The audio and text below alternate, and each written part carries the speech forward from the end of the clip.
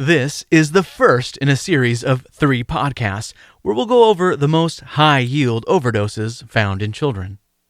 And just to mix it up, we'll cover them in a Goldilocks format. You know, when the porridge is too hot, too cold, or seemingly just right. In this episode, someone's been eating my porridge and it was too hot. The toxidromes that cause psychomotor agitation or intense vital signs, like the sympathomimetics, anticholinergics, serotonin syndrome, hallucinogenics, and an elusive bonus topic. Ready to break into the toxidrome cottage and raid the 3 Bears stash? Here we go. You make tough calls when caring for acutely ill and injured children. Join us for strategy and support through clinical cases, research, and reviews, and best practice guidance in our ever-changing acute care landscape. This is your Pediatric Emergency Playbook. Welcome to the Playbook. I'm your host and coach, Tim Horechko. When a poison patient comes to the ED, we often have little to no information about what happened, what the patient could have taken. We try to be detectives and gather as much collateral as we can, but sometimes the reporter is not so accurate or even trustworthy. We need to have a solid grasp on our toxidromes to recognize when things fit and when they don't. Not all toxicology is sit around and give supportive care. This is critical care.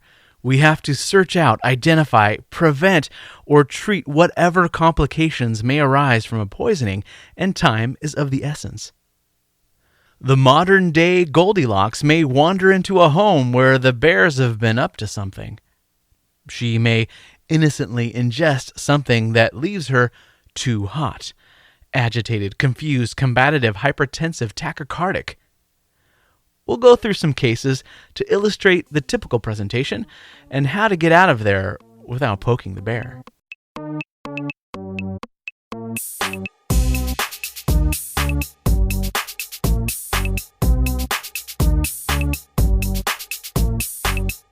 A frantic mother brings in a 10-month-old boy for excessive fussiness. And she's right. The boy is wild, screaming, thrashing, looking like he's losing his little infant mind. When you dig a little deeper, all you can get from the frazzled mother is that she takes Adderall for her adult ADHD. Adderall, of course, is a brand name for the combination of dextroamphetamine and amphetamine. This kid is tweaking. His heart rate is 190, blood pressure 150/90, and respiratory rate, who knows, he's screaming and thrashing. He's afebrile. You verify there's no trauma and no co-ingestions. You need to calm this kid down and establish IV access for a few reasons. First, you don't know where this is going. He may need further treatment precipitously, and you'll have to check some co-ingestion labs to be safe. You could try some intranasal midazolam, but truthfully, now is not the time for nuance. We have to take control of this child before he hurts himself. You draw up 0.1 mg per kg on this boy. We can't weigh the little Tasmanian devil right now, so you get a quick Broslow on him and he's red, 8 kilograms. You draw up 0.8 milligrams. With a group of multiple nurses, hold him down and inject his vastus lateralis muscle. It's going to take a few minutes to kick in. In the meantime, you think, does this presentation match what I expect? This is psychomotor agitation from a sympathomimetic. Adderall is basically legal methamphetamine. Other drugs in this category include cocaine, crystal meth, the cathinones and bath salts, pseudoephedrine, MDMAs like ecstasy and Molly, and even something as seemingly benign as Vicks Sinex or Afrin that contain oxymetazoline. All of these agents act indirectly by inducing the release of monoamine neurotransmitters from the presynaptic neuron into the synaptic cleft, and the party starts. Why keep it a monoamine party when you can have all kinds of amines? Amphetamines like it out loud and in stereo. And that is what you'll see. Tachycardia, hypertension, mydriasis. You'll see diaphoresis and hyperthermia as well. So hot right now. Agitation is just one of the fun things to deal with. Some drugs have cross-reactivity with other neurotransmitters. For example, cocaine and MDMA will affect not only dopamine and norepinephrine release, but serotonin as well. Sympathomimetics give you a big burst of the flight or fight response. Think of the last time you were almost in a car accident, or you thought something really bad had just happened. You were quickly thrown into an adrenergic response. How did that feel? Awful. Hard to shake. And that was a small, home-brewed dose from your own adrenals. It's just what we need when we're running from a woolly mammoth, but imagine that heightened everything, but in a much higher dose. Patients who have a sympathomimetic overdose are just that, scared for their lives and now feeling caged by you. You are the woolly mammoth. There is no bargaining or verbal de-escalation you'll be able to accomplish here.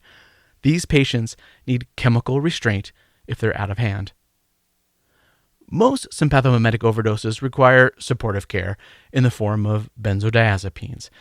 They really calm the storm, and patients will often need serial doses to titrate effect.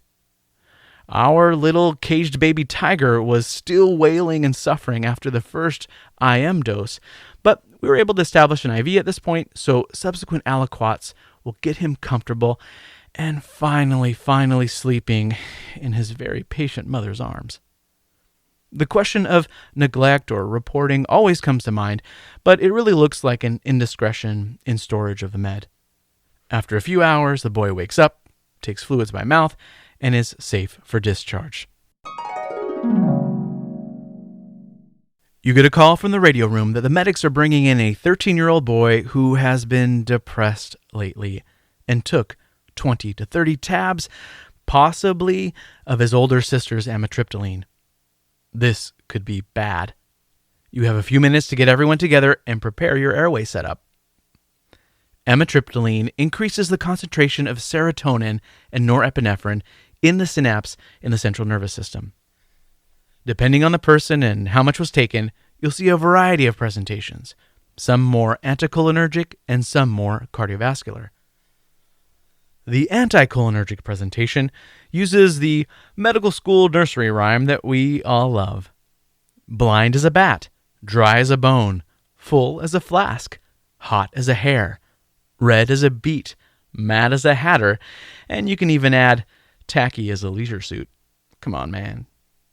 Anyway, interestingly, the boy was all of those things, at least in the field as reported by the medics.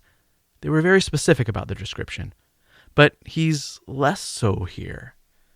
The boy's a little wacky, but he's very concrete about his hallucinations. There's a minion on my bed. Oh boy. He has mydriasis and the typical drug finding you'll find in anticholinergic poisoning. It's the wide, dilated pupils that don't react very well to light. Hence, the blind as a bat. They just can't focus. With a little coaxing, you get an IV in and try to see if he's a good candidate for activated charcoal. The ingestion seems to have happened a little less than an hour ago, so that's favorable, but he is becoming a little more somnolent now, so not a great move.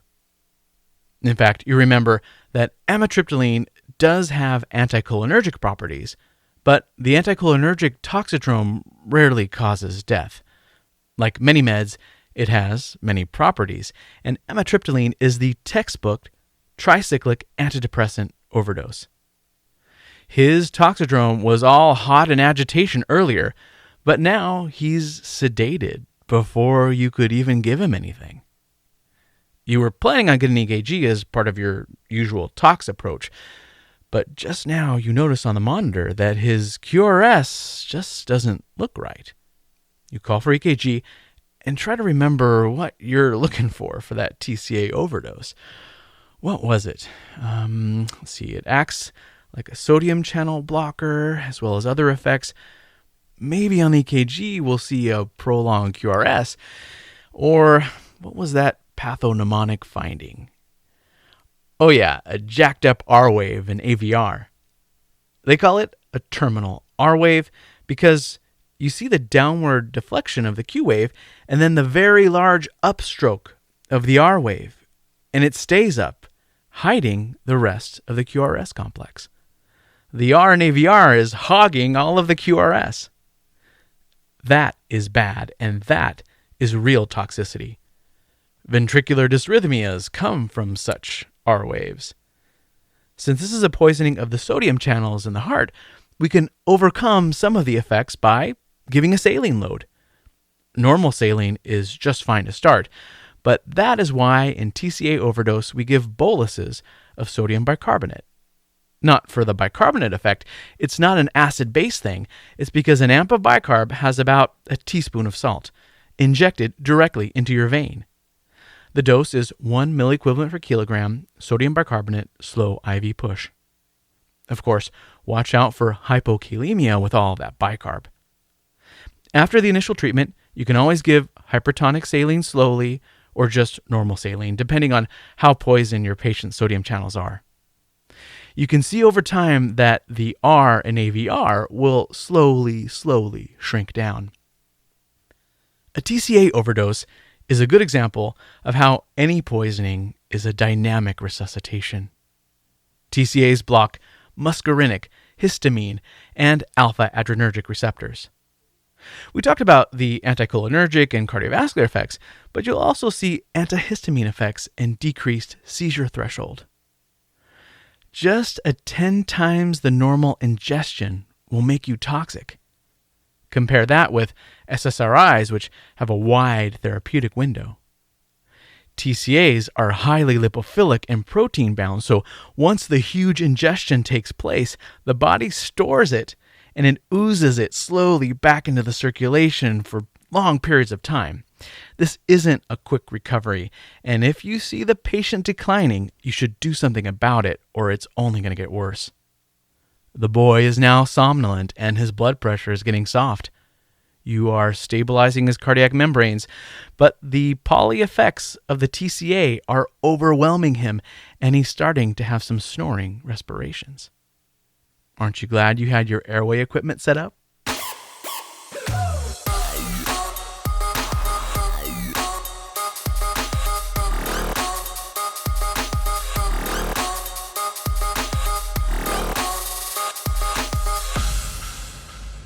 An 11-month-old girl is brought in by her very worried mother.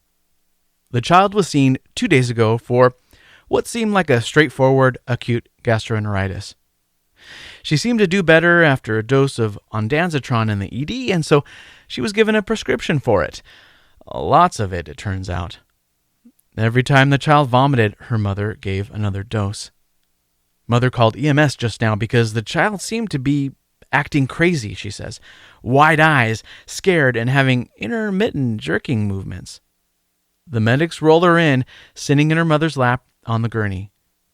You were expecting an agitated child, but you look over to see her slumped. In the excitement, the medics were tending to the upset mother, but on arrival, the child is jerking both wrists rhythmically. You get her over to the hospital gurney, and she has a generalized tonic-clonic seizure. Her heart rate is 175, respiratory rate 36, blood pressure 140/90, 97% on room air. She is stridulous and responds only to painful stimuli. The generalized seizure was brief. It lasted only about 10 to 15 seconds. You get her on oxygen, suction what you can.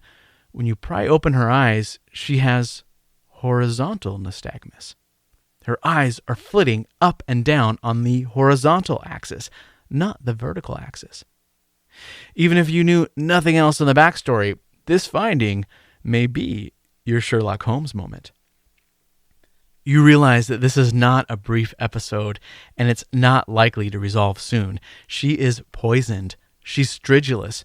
Forget that. Her clinical course is expected to worsen or at least not improve or resolve anytime soon. With any run-of-the-mill idiopathic seizure, you may watch and wait. But in this case, we need to stabilize her now. You intubate, and luckily all went smoothly. You use a benzodiazepine for induction to cover any seizure activity that you may not see after immediate paralysis. Her EKG showed a QT of 490 milliseconds. Her age-specific normal should be 440. In general, ondansetron is safe, especially if used appropriately. Ondansetron overdose saturates multiple serotonin receptor subtypes, with the net effect being a flooding of serotonin into the synapses, short-circuiting any agonist-antagonist feedback loop. The result is serotonin toxicity, also called serotonin syndrome. Symptoms include tremor, aggression, akathisia, and clonus. Our little one had all of those. There's a wide spectrum of presentation, so we should go over the criteria. First, exposure to a serotonergic agent, which can be lots of things, including SSRIs, MDMA, methamphetamines. Remember that concept of overlap: psychedelics, lithium, St. John's wort, ginseng, yohimbe, or even nutmeg if you take lots and lots of it. Tramadol, all kinds of meds. If there's even a question of whether someone took something that could cause serotonin syndrome, then just look it up. It's worth a Google.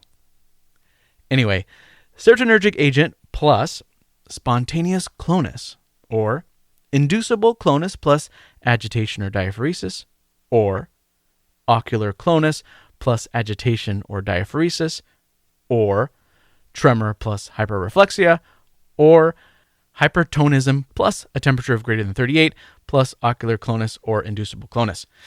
Now, that's a little finicky for me. In my book, anyone with everything amped up, clonus, hyperreflexia, hyperthermia, hypertonia, tremor, diaphoresis, makes me think of serotonin syndrome. Got that image in your mind? Okay. Now, here are the subtleties. Since a lot of overdoses have overlap, it's helpful to know the one or two things that help differentiate them amongst themselves. Now, the first thing is to make sure that we don't fall for viral syndrome. You'd never do that, right? But someone may come in, kind of mild symptoms. Maybe they have a reported fever and there's a shaking tremor and diaphoresis. They're just not feeling good. Now, I know you wouldn't fall for it, but not everyone presents with all of the findings, and we know serotonin syndrome is often underdiagnosed. What do we say when someone isn't feeling well and we don't know why? It's viral. Or you may think that this person is just really nervous and over the top, except a careful review of their meds or possible ingestion point you to think otherwise. The toxicologic differential diagnosis of serotonin syndrome includes anticholinergic syndrome. Why not? Except one is sweaty, serotonin, and one is dry as a bone, blind as a bat, etc. The overlap, of course, in serotonin syndrome and anticholinergic syndrome is the tachycardia, the agitation. But serotonin is sweaty, and the anticholinergics are not. Another difference between them is, well, wait, let me ask you, what are your reflexes like in anticholinergic syndrome? The same, right? So no effect if you ingested a bunch of Benadryl. Your muscular tone should be unaffected too. But in serotonin syndrome, what are your reflexes like? You have clonus, you have increased muscle tone, and hyperreflexia. Of course, diaphoresis too. Going further into our differential diagnosis, sometimes we get a little too clever and smartsy for our own good, and we think, aha, NMS, neuroleptic malignant syndrome. How can we tell the difference? Well, I'm going to throw that back right at you again. How long does it take for neuroleptic malignant syndrome to develop? Days and days and weeks of creeping, and more agitation and restlessness, and they're usually on an agent that can cause it. Serotonin syndrome, on the other hand, goes from 0 to infinity within hours. Now, let's say this was unclear, or your patient can't really provide you with much information. On exam, both of these show agitation and delirium, but serotonin syndrome is that and much more. Everything is up. Tremor, hyperreflexia, rigidity, myoclonus. Neuroleptic malignant syndrome happens over days. There's some hyperthermia, there's some altered mental status, and some rigidity, but that's not so much to differentiate. NMS has the sluggish reflexes. Serotonin, lots of sweat and lots of agitation and reflexes, and NMS has sluggish reflexes. Well, just since we've already gone there, the other weirdo zebra differential, of course, is malignant hyperthermia, which theoretically can happen after drugs that we may give, like succinylcholine. In the operating room, we're talking inhaled anesthetics. Malignant hyperthermia, though, it's muscle rigidity, hyperthermia, and acidosis, but that rigidity is described as rigor mortis-like rigidity. So my hope is we don't miss that. One last thing not to miss in someone you're considering to have serotonin syndrome is thyroid storm. I think with a decent history, we can figure that out. Typically, the patient has a known diagnosis of thyroid disease, had some inciting physiologic stress like surgery or infection, and has hyperthermia, altered mental status, tachycardia. Just saying, think about the other medical problems too, like encephalitis, meningitis, and all the Adhds. Okay, back to this case. What do we know? Our little infant is intubated. He's sedated. He's still tachycardic, and we may consider subclinical status epilepticus or the drug effect. It's mostly supportive care here now. Treat any seizures, monitor the cardiovascular complications, and make sure that you're still on the right track. Remember, any toxic presentation is a dynamic resuscitation.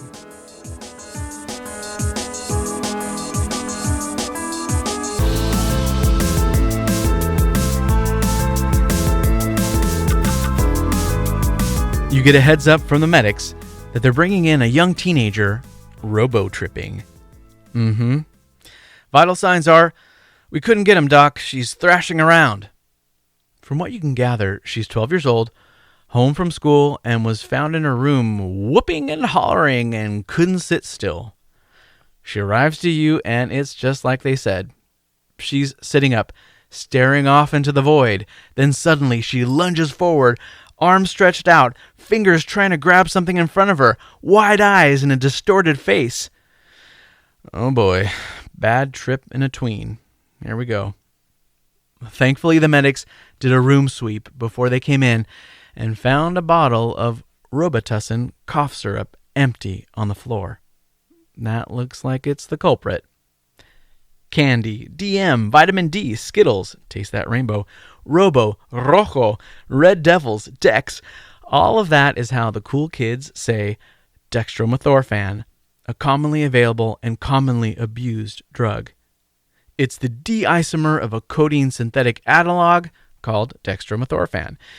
It also has an alkylated amine group next to the cyclohexamine ring, so it can act on NMDA receptors a lot like our friend ketamine, or PCP for that matter. You can get it in syrups, capsules, strips, lozenges. The toxidrome can be anything from mild stimulation to euphoria and hallucinations to out-of-body experiences. Sound more familiar? To complete dissociation and unresponsiveness. Our tween here is somewhere between hallucination and partial dissociation, which makes her, frankly, particularly dangerous to herself and others. In measured, monitored, for example, ketamine sedation, we try to avoid this agitated twilight just for this reason. Dextromethorphan, when used appropriately at smaller normal doses, has an antitussive effect by the stimulation of the sigma opioid receptors. Because of its dextrostereochemistry, when you take this isomer in recommended doses, you'll just get that sigma mu effect, the antitussive effect, and there's not enough to bind to the mu and delta opioid receptors, so you don't get classic opioid toxicity, again in normal doses. The The problem here is that dextromethorphan in an overdose situation acts like also a serotonergic agent as well as an NMDA-like agent, and so double and triple jeopardy. Now, these are typically wild teenagers that need some chemical restraint and a good social worker when things settle down. It's usually supportive care, and benzos are just fine to control their agitation. The lurking issue is that some of these preparations include acetaminophen or antihistamines or pseudoephedrine. So you have to look out for acetaminophen toxicity and all of the other fun things that come with wild tripping tween pharmacology. So she needs some intramuscular lorazepam, 0.1 mg per kg, up to 2 milligrams for the first dose to get her a bit calmer. You can cool her with cool saline, suppress shivering with more benzos. But with all this agitation, think about her risk for rhabdomyolysis. Hydration and check that total CK. If she seizes, monitor her airway and give her, that's right, more benzodiazepines.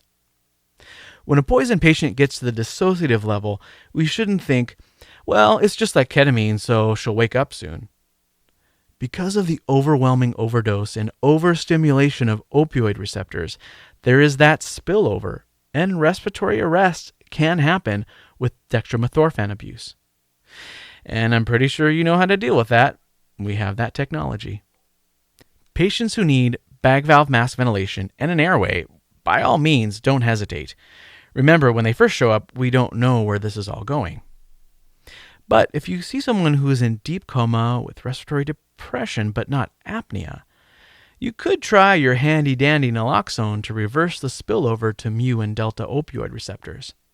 You can start with intranasal, but you'll likely need titrated doses by IV.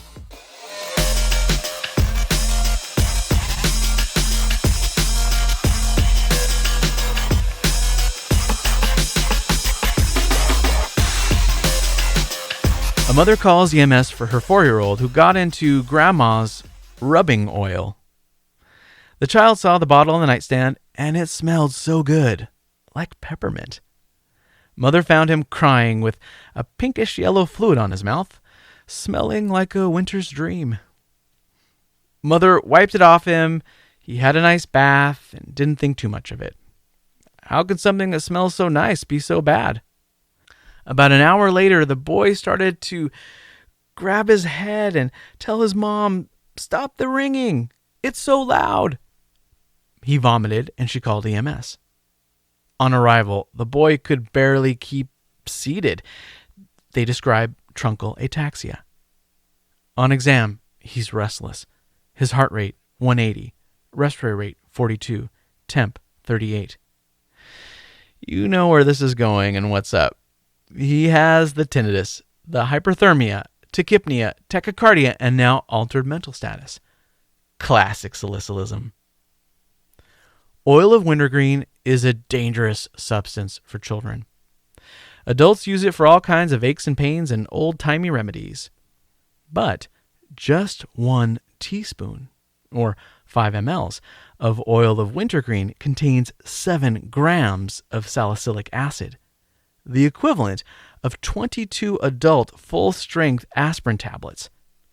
It's okay if you rub on a joint, but just 1 teaspoon, if ingested, can be fatal to a young child. Salicylates can poison the respiratory center in your medulla and cause tachypnea and hyperventilation, causing a primary respiratory alkalosis.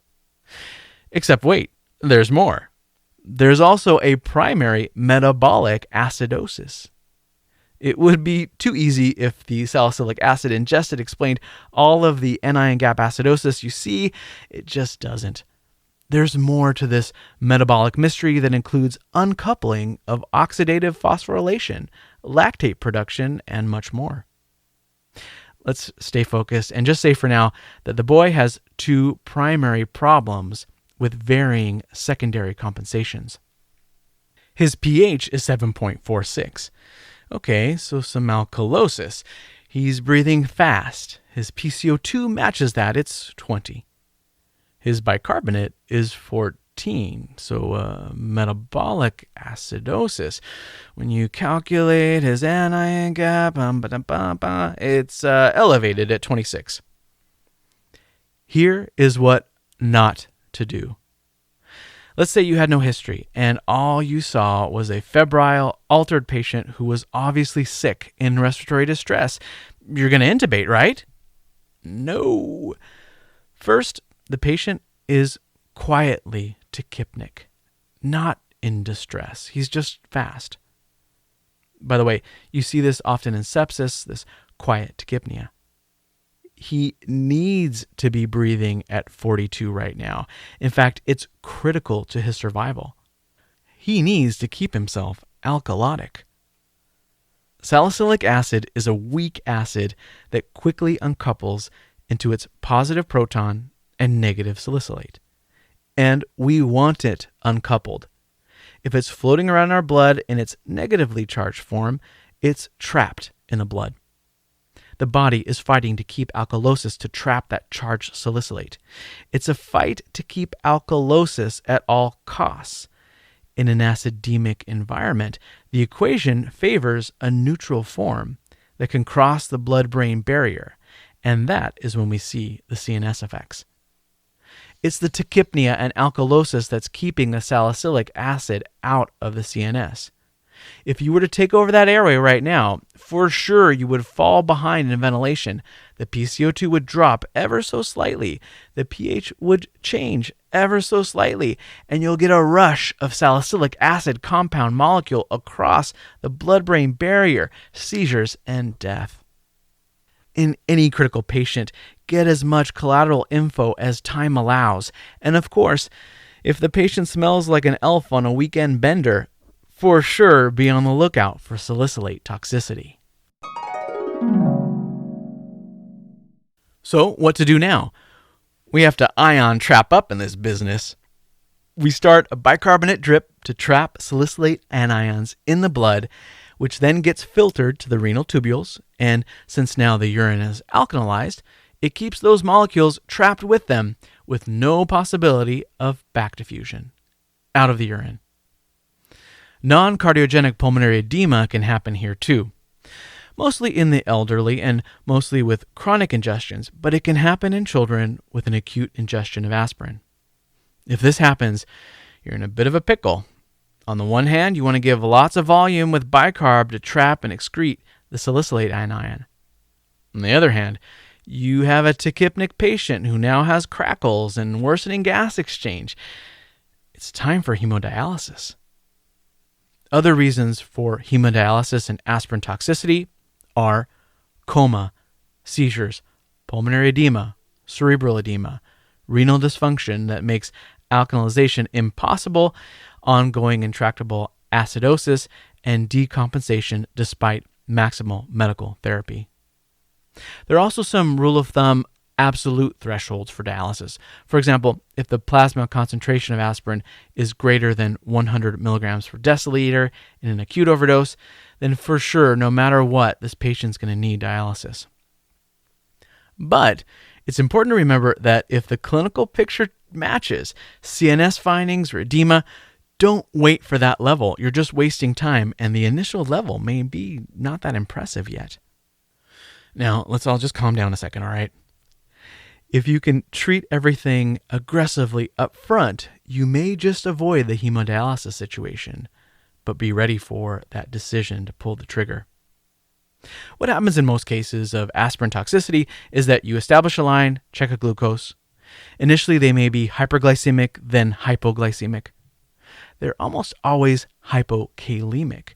Make sure you address that and correct that, especially if you're going to be giving more bicarb. All poison patients need an EKG. You'll want a venous blood gas and a chemistry panel, as well as serum osms. I can't remember formulas to save my life, so I use an online calculator. For me, that's just safer. You'll see a leukocytosis on your CBC, normal platelets, but they'll be inhibited, and your vitamin K associated factors will be disturbed, so don't be surprised if you see some bleeding or oozing. The take-home for aspirin toxicity is to suspect it, establish access, Appreciate that this will be a complex, mixed acid-base disorder. Get your labs, start your bicarbonate drip, and talk to your friendly neighborhood toxicologist and possibly a nephrologist. Do everything in your power not to stop that patient from breathing fast. Even for a moment, it's all he's got to defend himself.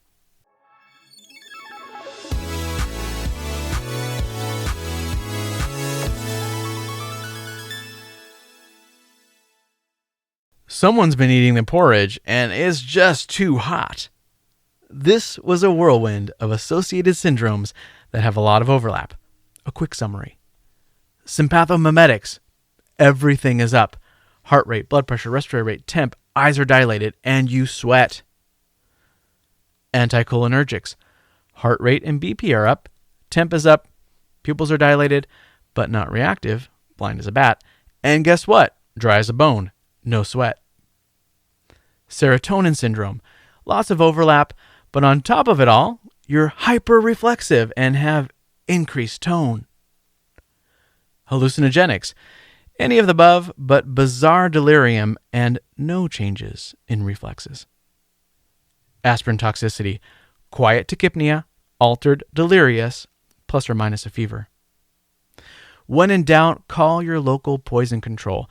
The most important pearl. A toxidrome is nice if you can get it, but often patients will have polyingestions or a particular agent will spill over to multiple receptors. Recognize the toxidrome to help guide either your definitive care, to tailor your supportive care, or just to keep the patient safe until things become clearer.